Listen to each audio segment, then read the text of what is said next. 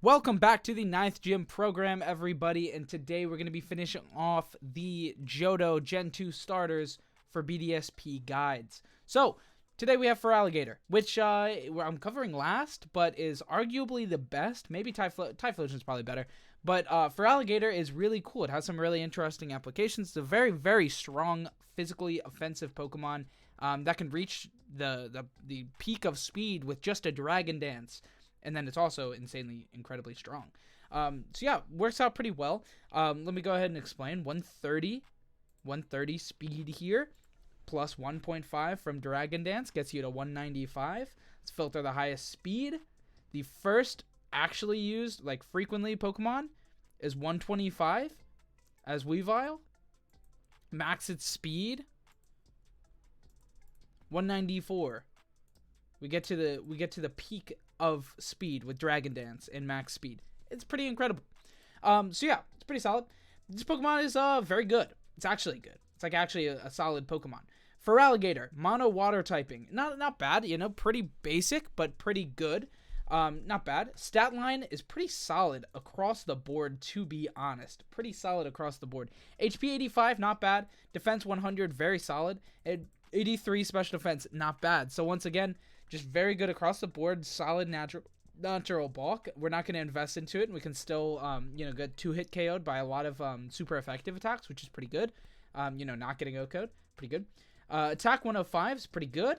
Not crazy, but after Dragon Dance, very, very solid. We have access to Aqua Jet, which is good. And with the Choice Band build, this is pretty good right off the bat. So that's pretty good. Special attack 78, doesn't matter. Speed 78, not high enough. Wish this was a little bit higher, but still not too bad. Slower than the fast Pokemon, but faster than the slow Pokemon.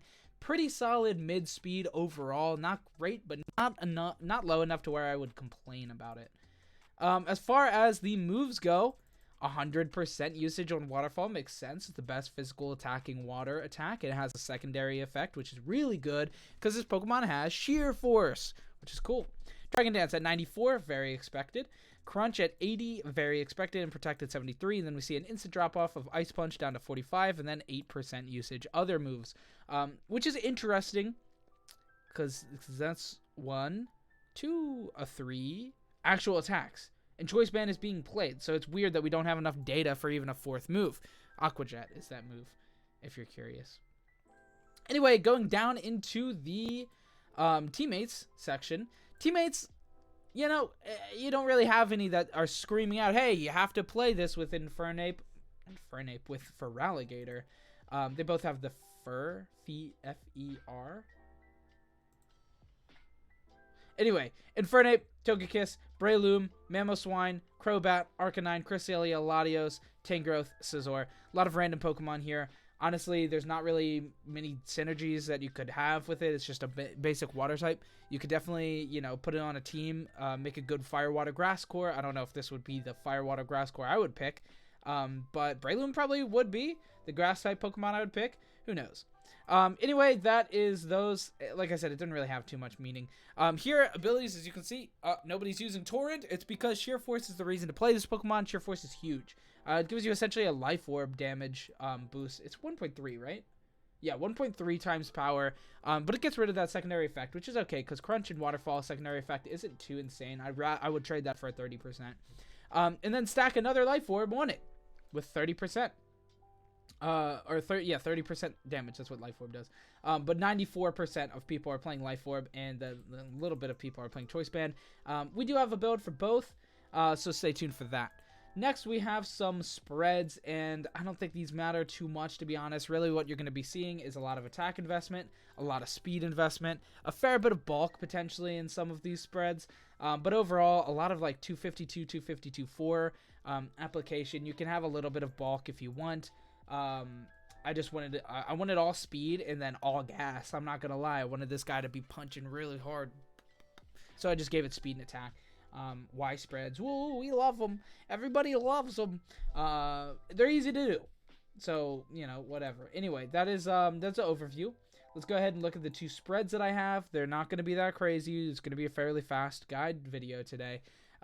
But Feraligatr does what it does pretty well. It's a very offensive, very, very strong guy that once after setup, it hits very, very solid speed tier and really good damage. It's not incredibly bulky, but it has its fair natural bulk that pushes a lot of one shots into two shots, just barely, which is really good. So, without further ado, the builds. Life Orb, Sheer Force. It's going to be the name of the game here on the first build. Two additional 30% damage on top of stab, on top of potentially a +1 from Dragon Dance.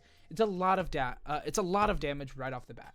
And Waterfall, Crunch are solid moves, good coverage, not incredibly strong, but you know, we have Cresselia as one of the most used in the format, which with Crunch is good, and Waterfall is just hitting a lot of things neutrally very, very strong.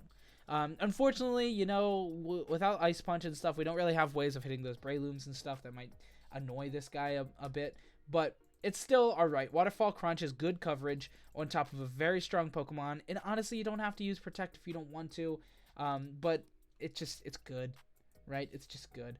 As far as the spread itself goes, it's very basic, 252 plus, 252, and 4 very, very offensive, fast, strong sweeper. You could go for, instead of Adamant, you could go for Jolly here. But like I said, after a Dragon Dance, we just hit the very, very good speed tier. So I felt like the nature was a little bit more usable in attack. It just felt like it would be more relevant there than speed.